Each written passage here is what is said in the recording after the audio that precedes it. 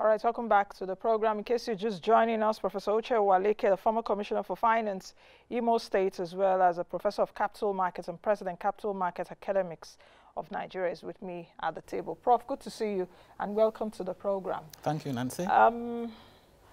It's no longer news. I think it's everywhere. Almost everyone knows that the Nigerian economy got out of recession. But whether people are feeling it is something else, or if one can even feel the GDP is something else. But let me ask you, were you part of the surprise pack? I wasn't. Really? Yes, I wasn't, because I also remember granting an interview. I even wrote, did some write-ups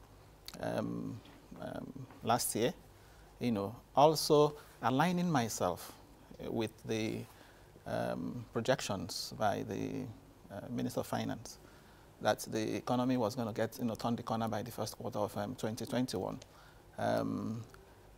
So I wouldn't say I was surprised, actually, although it came a little, earlier than, I had thought. I had thought it was also going to be first quarter of 2021, but happening. But you didn't think that it was going to be fourth quarter? No, I didn't think it was going to be fourth quarter, but I knew, given the rate of growth from 6.10, I'm calling it growth because, it went down the valley and started coming up. So after bottoming out, so given if you look at the steepness of the growth, 3.10, even though it was negative. That's 3 points, yes, from 6.1. 3.62. Yes. From 6.1 to 3.62. Yes. So it is that, if you look at that steepness, okay, it will give you an idea, an indication that the economy was, on the path of, recovery. Yes, that's correct. But you didn't think it was going to be fourth quarter? No, I didn't think that would have been too. For me, that would have been, quite optimistic, okay. Too optimistic. So, but one man saw the thing. Yes. Seriously, one man, and I saw the GDP numbers came out on Thursday. Yes. And I remembered when the GDP numbers came out on Thursday from the NBS. Yes. When I saw the numbers, I was like, come off it. It seems only one man saw this thing. Yes. And I was there when he said it. Yes. That was at the January MPC meeting. Just, like, we have that video, let's play it quickly. And you will know who that man is. You will all recall that Nigeria started growing in GDP. Output was growing positively, gradually, albeit low, because as long as output is lower than population growth, we don't consider that very good. But it was growing until pandemic struck around February. Nigeria's first quarter GDP, I will use the word, was pleasantly positive, whereas those of other economies were negative, right? So Nigeria was positive in Q1, US, Britain, Europe, all of them were negative in Q1. They were negative in Q2.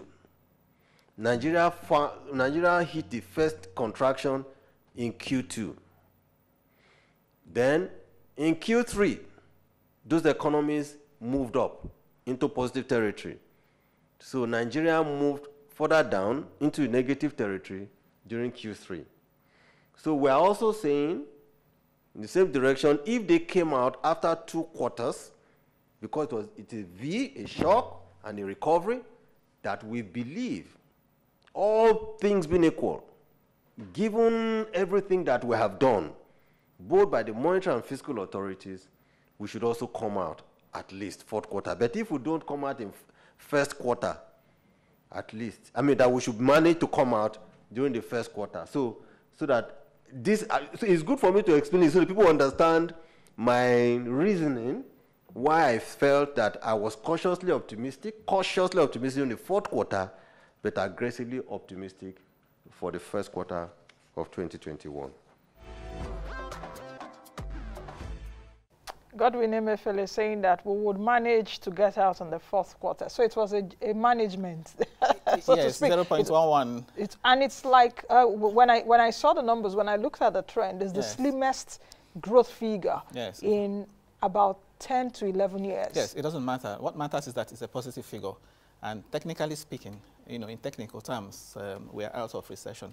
And I want to emphasize that word, that, technical, because a lot of people will ask, are we really, out of recession? But for me, what's important is that the number is positive, and it has an information content, in the sense that there's a positive message you're sending out, especially to the international community, that this economy has the capacity to withstand shocks, that this economy is resilient.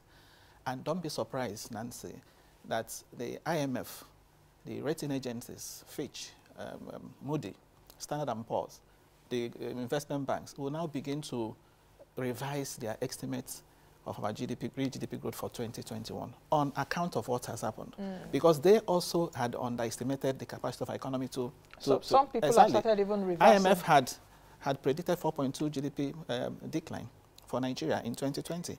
But for the entire 2020, the economy fell, tanked by 1.92, 1.92%. So it's the positive information for me that really matters. And what that also means is that it is also not unlikely that an investor, a foreign investor, for example, who is doing country risk analysis, would take that for Nigeria as a positive. The economy of Nigeria is now out of recession. He takes good. So he wouldn't now be considering, that as a negative point, even though the recovery is still not strong. The question will be, what kind of medicine got us out? Because perhaps, we were in the intensive care unit, and or we were in a coma, and we just suddenly came up. So what got us out of coma? Yes. Now, if you compare the one of 2020 and the one of 2016, now you would notice, a sharp difference. The one of 2016 was unexpected. Happened because of the sudden crash in crude oil price. You remember, and that took us to 5 consecutive quarters of contraction. And that's why some people describe that as a U-shaped recession. What we've had now is a clear shape of a V-shaped recession. This one, I would say, was anticipated. There was COVID. All around the world, contractions were taking place. And so the government, the central bank, anticipated that the recession would happen. And so tried to put in place, measures to avert or moderate whatever recession we're going to have. Now, if you also come to think of it, the root of what the governor said, what actually gave him that comfort, you could find that in the MPC communique of November 2020. It was a unanimous decision to retain the rate at 11.5%. Remember, the rate was reduced, had been reduced in September from 12.5 to 11.5. So the 10 members that were in attendance were unanimous about the decisions taken. And in that communique, you would find, I was able to establish 5 things, 5 critical factors that must have led to that cautious optimism. Let me use the CBN governor's word. He said he was cautiously optimistic, but aggressively optimistic for Q1. Number 1 is the fact that if you look at that communique, it talked about MPC noting improvement in Purchasing Managers Index. For the first time in many months, Purchasing Managers Index in November inched above the 50 points threshold. What does that Purchasing Managers Index mean? Let's explain it. Okay. That's PMI. Yes, Purchasing Managers Index, the Manufacturing Purchasing Managers Index is a measure of manufacturing activity. Yes, so the threshold is 50. If it's above 50, it indicates that the manufacturing activity is expanded. There's expansion. The environment, yes. But if it's below 50, it is contracting. So in November, we had that 50 it exceeded 50. As a matter of fact, both manufacturing, the non-manufacturing was still under 50, but was improving. Now, apart from the Purchasing Managers Index, in that MPC communique too, aggregate domestic credit to the economy also grew. Increased. Yes, and I also noted in that communique that the total banking, credit, according to the central bank, then stood at over 19 trillion. As opposed to 17 trillion, previously. So domestic credit to the economy increased, and the communique said the bulk of the credit went to agriculture, manufacturing, construction, and ICT. And if you notice, those are some of those the sectors that got out of recession. Exactly. Agriculture was the game changer. Yes. Agriculture that was about, it contributed more to GDP in terms of size. 24%. No, 26%, Prof. I have the numbers. 24 for 2020. No, 26. Q4, okay. Agric sector grew 3.4%. 3.42. Yes. Yes. Then we saw the services sector growing. Then Yeah. Agric contributed, let me look at the numbers again. Yes. Agric sector, in terms of contribution to GDP, yes. contributed 26.95%. Okay, Yes. so about that. But the important thing, the important point I was making is that in Q3 of 2020, the agric sector grew by just 1.39%. In Q4, it jumped to 3.42. So that's remarkable. Now, the ICT sector, contributing 15% to GDP, also grew by 14%. ICT. Real estate grew by as much as 2.87%. That surprised me, Yes. actually. Out of Yes. like 18 months of contraction. Yeah, contraction. I was surprised. Why are people building houses, or what exactly is happening? So, and of course, for understandable reasons, the health sector again was positive at over 3%. So, and these are sectors that actually got these health and social services. Yes, health and over 3%. We can confirm.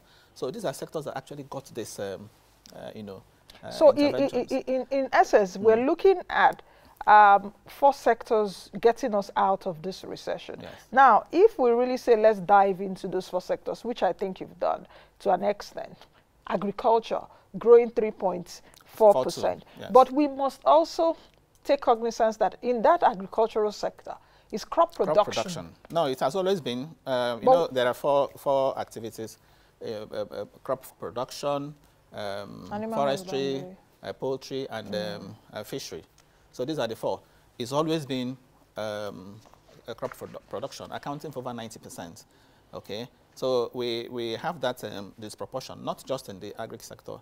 We have it in the financial services sector, where the banking sector is accounting for over 90% of the performance. Okay, and in many other sectors like that. So the point I was making, I had mentioned purchasing managers index. I also mentioned, I talked about 5 factors. The aggregate credit in the economy. Okay, there is also the fact that interest rates in the economy within that period, came down. Okay, and you can also trace that in part to the fact that MPR, was also reduced, because the central bank in that communique was also saying that the average lending rate, okay, in November had dropped below 20%. Okay, then the other thing also has to do with, of course, the disbursements that the central bank made. Central bank talked about increase in disbursements with respect to the agri business and SME investment scheme, anchor borrower program, and the other interventions. The TCF they were ramped up. Yes. Yes. The federal government too had economic sustainability plan, okay, which it also tried to push.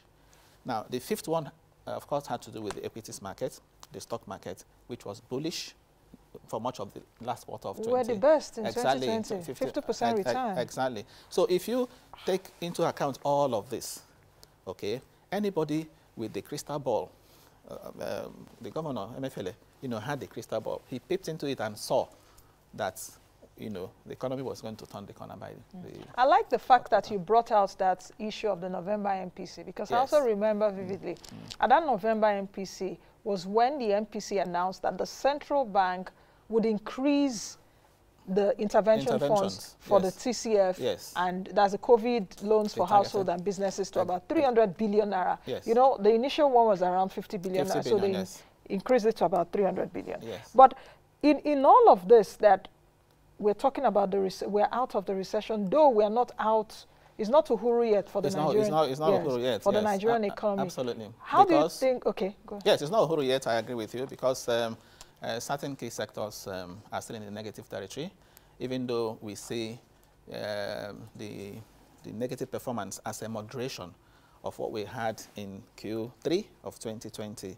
If you look at manufacturing, for example, it's still negative, but compared to what it was in Q3 and Q2, a lot of improvement.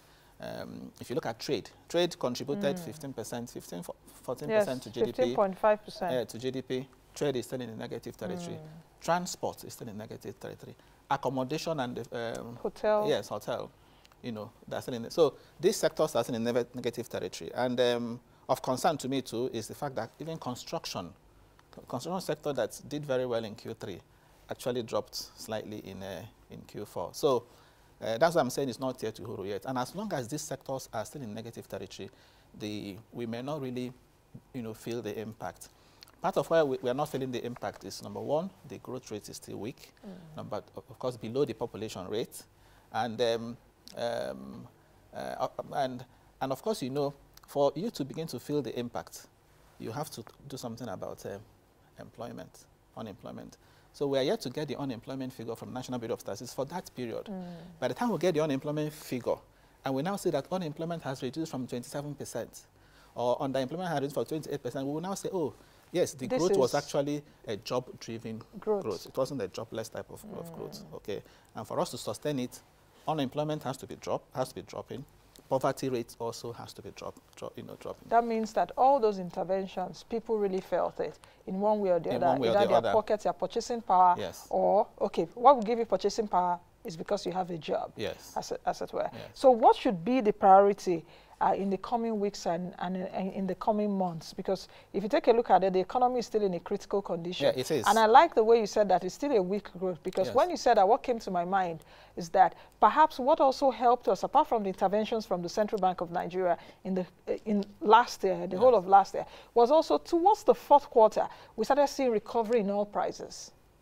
Okay, I was going to mention that. Don't you think it played yes. You know, I just talked about domestic factors.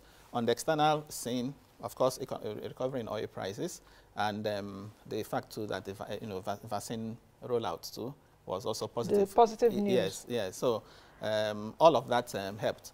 Now, going forward, you know, just as you said, it's important that we focus attention now on how to, you know, strengthen this growth and ensure that it is the type that is inclusive. It's very important. Inclusive growth is the one, as I said, that you know, provides opportunity for jobs, you know, to be created. So that's very critical, you know, going forward. And that speaks to the need to hit the ground running in terms of implementing the 2021 budget, the capital component of the 2021 budget. The economic sustainability plan, if you look at it, it would appear as if it has not been touched substantially. Because if you look at the agric program in that plan, okay, the one that talks about bringing in between 20,000 to 100,000 hectares of land in all the states, okay, that has not happened. If you look at also the plan that talks about massive solar power, yes, that one hasn't also happened. So, and it's a plan that is meant to last for just 1 year.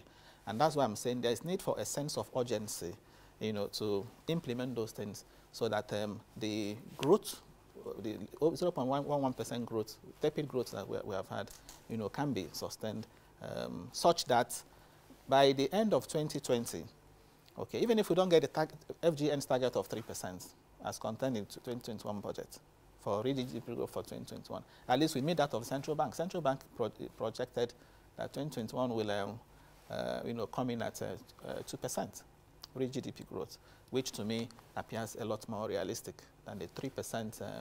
At the fiscal authorities. Yeah, by the fiscal authorities, yes.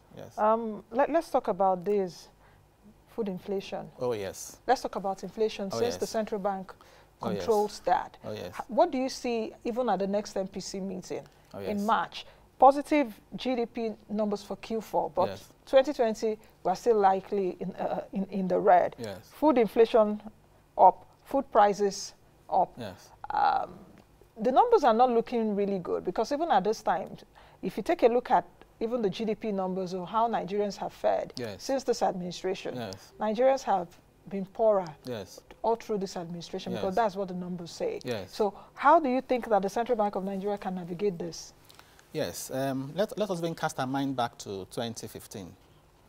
The highest real GDP growth we've had since 2015 was in 2015, when the economy grew by 2.7%. Okay, the next highest was in 2019, when we had a GDP growth rate of 2.2%. Okay, all this while, since 2015, the GDP growth has been quite low. In 2016, it was negative, minus 1.6. Okay, So the point I'm making is that the GDP growth has not been strong enough to begin to make an impact. Why are people saying that they can't feel it? It's partly because of inflation rate. Inflation rate is so high. Food inflation at 20.5% is, quite on the high side. That's where the pressure is coming from. And that's why the attention, again, should be on food. Unfortunately, the central bank has no control over the factors that are driving inflation. And the downside, the risks are still there, downside risks are still there. If tomorrow now, as is being speculated, the pump price of fuel goes up, central bank has no control over the pump price of fuel. That will feed into the headline inflation numbers. Okay, the same thing with the electricity tariff. Okay, and the factors that caused inflation rate in 2020. In 2020 we had increase in VAT, we had flooding, we had border closure, we had pump price of fuel, electricity tariff, insecurity. You had lockdowns. Yes, lockdowns, exactly. So central bank has no control over these factors. Okay, and that's why the role of the central bank, in my view, would be to keep trying to see how it can help the supply side, intervening in the food agriculture to ensure that the supply is ramped up. If supply is ramped up, that will no doubt bring down at least the food inflation. So for me, that should be the role of the central bank, and not to think that it can use the traditional monetary policy tools to control inflation, because inflation in this country is no more by monetary factors. Like Mohammed El Ehran said, yeah, exactly. the Alliance Chief Economic Advisor, PIMCO, I think is the president of Harvard Business or something. He was on my show some time ago. And you said so. He told me, he said, Nancy, central banks are the only game in town. They are the only game in town, in the whole world right now. So as you said this, I just remembered that again. Yes. Thank you very much for coming on the program. Thank you, Nancy. All right, I've been speaking with Professor Uche Uwaleke. We've been former Commissioner of Finance, Imo State, Professor of Capital Market and President of Capital Market Academics of Nigeria. Thank you, Prof, for coming. Thank you for watching our video. Please hit the subscribe button below, turn on post notification to follow all our updates.